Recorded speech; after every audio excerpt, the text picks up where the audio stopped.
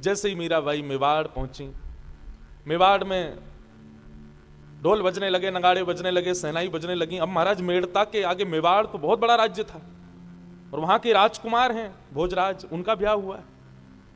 ऐसा स्वागत, ऐसा सत्कार कि महाराज ऐसा लग रहा था मानो किसी देवता की पधरामनी हो रही है।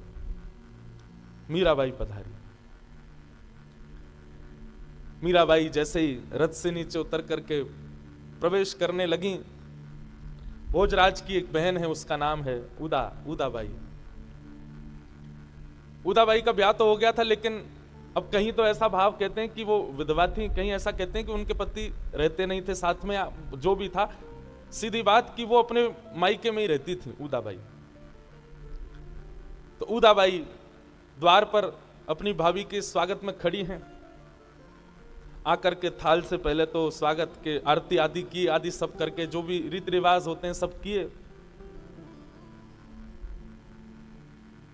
जैसे ही मीराबाई भीतर प्रवेश करने लगी, उदाबाई ने मार्ग रोक दिया। बोले भाभी साहब पहले नेक दो, आपकी ननद हूं, कुछ नेक दो फिर भीतर जाना। मीराबाई सोचने लगी भी इसको क्या नेक दूं मैं। इधर उधर देखने लगी तो उदाबाई अपने आप ही बोली महंगा वाला हार लूंगी मैं, साधारण नहीं चाहिए। महंगा वाला हार जैसे ही सुना, मीराबाई बोली अच्छा महंगा वाला हार चाहिए, हमारे पास है। मीराबाई की एक झोली थी, झोली में से महाराज तुलसी की कंठी माला निकाल करके दे दी, लो महंगा वाला हार, इससे बढ़िया हार नहीं मिलेगा, गले में पहन लो ननद जी, जीवन भर सुखी रहोगी, प्रसन्न रहोगी। तुलसी जिस अंग का स्पर्श कर लेती है उस पंच भौतिक अधम अंग को भी पवित्र बना देती है। मीराबाई ने तो निकाले और निकाल करके गले में सीधे पहनाने लगी। बोले ननद जी इसको पहन लीजिए, इससे तन पवित्र हो जाता है, भोजन करते हैं तो वह भी शुद्ध हो जाता है, स्नान करते हैं तो इसका स्पर्श करके जल जब पूरे अंग पर जाता है तो ऐसा मानो तुलसी का स्नान, सारे पाप नष्ट हो जाते हैं और विष्णु लोकम सगच्छति, भगवत प्राप्ति हो जाती है, इससे बढ़िया आहार क्या होगा। लो उदाबाई तो वहीं खींच गई। बोले कैसी भाभी आई है हमारी, आते ही भगवत प्राप्ति के लिए गले में फंदा बांध रही है, इससे भगवत प्राप्ति हो जाएगी। खींच गई, चिल्लाने लगी, फेंक दिया मीराबाई के ऊपर ही। बोले मुझे क्या समझती हो तुम, ये लकड़ी का हार पहना रही हो मेरे गले में। अरे मेड़ता से आई हो, मेवाड़ की बन गई हो बहू, अब मेवाड़ों जैसी रहा करो। तुम्हारे यहां पहनते होंगे, हमारे यहां नहीं पहनते सब। राजा भोजराज जी ने मीराबाई से कहा कोई बात नहीं, ऐसा ही स्वभाव है इसका, छोड़ो जाने दो। मीराबाई भीतर पधारी। बंधुओं भक्त के ना केवल मैंने एक चीज अनुभव की है कि जब हम भक्ति के पथ के अनुगामी बनते हैं ना, तो कई बार हम क्या करते हैं, किसी व्यक्ति की वजह से अपने भक्ति के भाव को छोड़ देते हैं। अच्छा आपके यहां ऐसा नहीं चलता तो हम नहीं करेंगे, ऐसा नहीं, आपका भक्ति का भाव आप क्यों छोड़ोगे उसको। मीराबाई के आडंबर नहीं है कहीं भी कि इनको प्रिय नहीं लगता, उनको नहीं भाता तो मैं ऐसा नहीं करूं, ऐसा कुछ नहीं था उनके हृदय में। जो लोग मीराबाई को यह समझते हैं कि उन्होंने सारे बंधन तोड़ दिए, सारे नियम तोड़ दिए, गलत बोलते हैं वो लोग। नहीं, मीराबाई कोई ऐसी हटीली थोड़ी थी। मीराबाई की स्थिति अलग है, मीराबाई का स्वभाव और उनकी मनस्थिति अलग हो चुकी है। हम लोग गलत हैं कि हम उनको अपने संग रखे बैठे हैं, संसार में जबरदस्ती घुसा रहे हैं। मीराबाई गलत नहीं थी।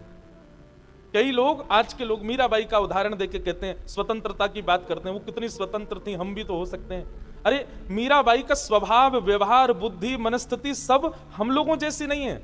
हम लोगों जैसा व्यक्ति हमारे बीच रह के उल्टा करे तो वो गलत है, लेकिन मीराबाई हमसे परे हैं, हमसे ऊपर हैं, हम उनके योग्य नहीं हैं। इसलिए हमको लगता है कि उन्होंने सारे बंधन तोड़े, नियम तोड़े, आदि आदि जो भी भाव नहीं। बाई जी के चरित्र को पढ़ के ये अनुभव हुआ कि उन्होंने कोई बंधन नहीं तोड़ा, कोई नियम नहीं तोड़ा, कोई कुल मर्यादा नहीं तोड़ी। ये समाज, संसार, कुल उनके योग्य था ही नहीं, इसलिए हमको लगा कि उन्होंने तोड़ा। उन्होंने कुछ नहीं तोड़ा, वो तो अपने भाव में रहती थी। मीराबाई गई, बढ़िया भोजराज का सुंदर भवन कक्ष में जैसे ही पहुंची तो सुंदर ठाकुर जी की एक पाटा लगा करके बढ़िया ठाकुर जी को उसके ऊपर विराजमान कर दिया। आते ही सीधे गिरधर लाल जी विराजमान हो गए। मीराबाई ने मन में विचार किया, बड़ी दूर की यात्रा करके आए हैं, थक गए होंगे, ठाकुर जी के लिए उष्ण जल लेकर के आई। आते ही सारे काम, वो नहीं बहुओं वाले कुछ नहीं, आते ही उष्ण जल लेकर के आई, गर्म जल लेकर के आई, ठाकुर जी को स्नान कराने लगी। ठाकुर जी को स्नान करा करके उनको पहुंचने लगी, अपनी सेवा में लग गई। आते ही उदाबाई फिर आई कमरे में। भाभी साहब तो आराम हो गया होगा, बहुत देर हो गई आए हुए, नीचे सब प्रतीक्षा कर रहे हैं। राजमाता बुला रही हैं, माता जी आपको बुला रही हैं। मीराबाई बोली अभी ठाकुर जी बहुत दूर से चल के आए, अभी स्नान हुआ है, अब स्नान करके अब ठाकुर जी को पोशाक धारण कराऊंगी, फिर भोग बनाऊंगी, बना करके फिर भोग लगाऊंगी, लगा करके फिर ठाकुर जी को पौड़ाऊंगी, तब आऊंगी। उदाबाई बोली आप मेरी मां की आज्ञा की अवहेलना कर रही हो, मेवाड़ की राजमाता की आज्ञा की अवहेलना कर रही हो आप। और ये तुम्हारे संग जो मूर्ति आई है, इसकी ये कौन है, ये क्या है? अरे इसकी बाद में हो जाएगी सेवा, आप अभी अभी आई हैं, कम से कम अपनी सास की इतनी लाज तो रखो, बुला रही हैं तो चलो आज्ञा मानो। मीराबाई बोली अब ठाकुर जी की सेवा छोड़ करके तो मैं नहीं आ सकती ना, मैं इनको छोड़ करके गई ऐसे खड़े रहेंगे भूखे प्यासे, आप कहीं जाओ आपको कोई भोजन ना दे, भूख प्यास लगे, कैसे रहोगे? बोले मेरी बात अलग है। बोले आपकी बात अलग क्यों है? मेरे ठाकुर जी कोई साधारण तो नहीं है। चैतन्यता को सब जगह परिभाषित करती हैं मीराबाई। उदाबाई ने कहा आपको चलना पड़ेगा, हमारे यहां रिवाज है कि ब्याह होकर के जब बहू आती है तो बहू को आते ही सब माताएं लेकर के हमारी कुल देवी पूजने के लिए जाती, आपको चलना पड़ेगा। मीराबाई बोली देखो उदाबाई आप बुरा तो नहीं मानना, पर गिरधर लाल की सेवा के आगे मैं किसी अन्य देवी देवता की पूजा में मेरी ज्यादा रुचि नहीं है, और बिना रुचि के कोई काम करना नहीं चाहिए। इसलिए मेरी प्रार्थना है कि आप सबसे कह दो कि वही सब चले जाएं, कर दें जो करना है, बाकी मेरे को आप इस भाव में मत बांधो।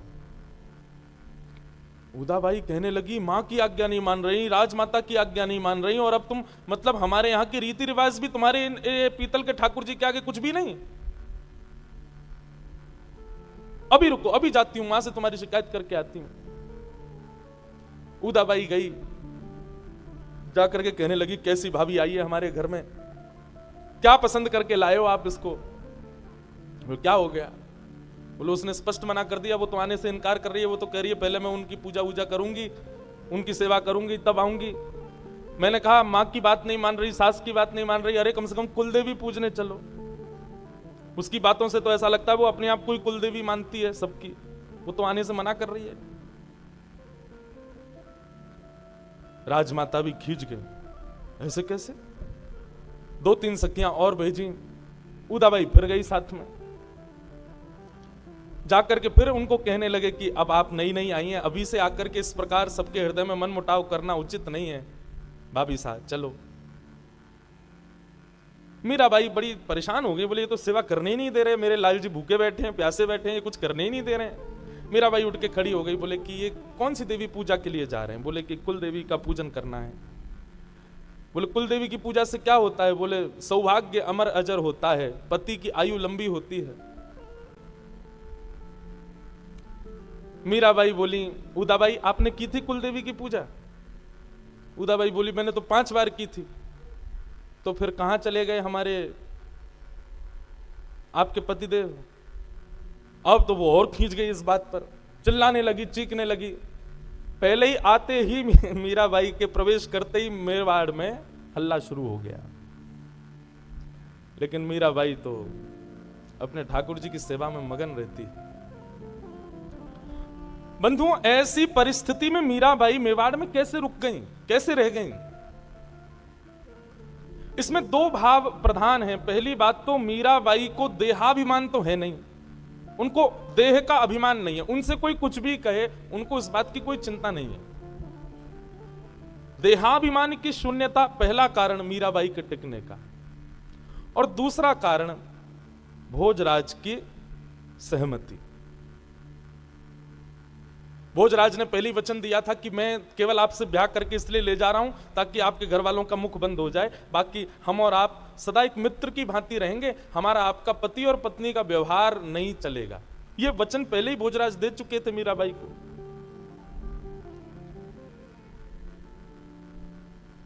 मीराबाई के इन सब भावों से सब दुखी होने लगे। भोजराज कभी मीराबाई पर आकर के कोई आक्रोश नहीं करते थे। एक दिन आकर के बैठे और बैठ करके मीराबाई से वार्तालाप करने लगे।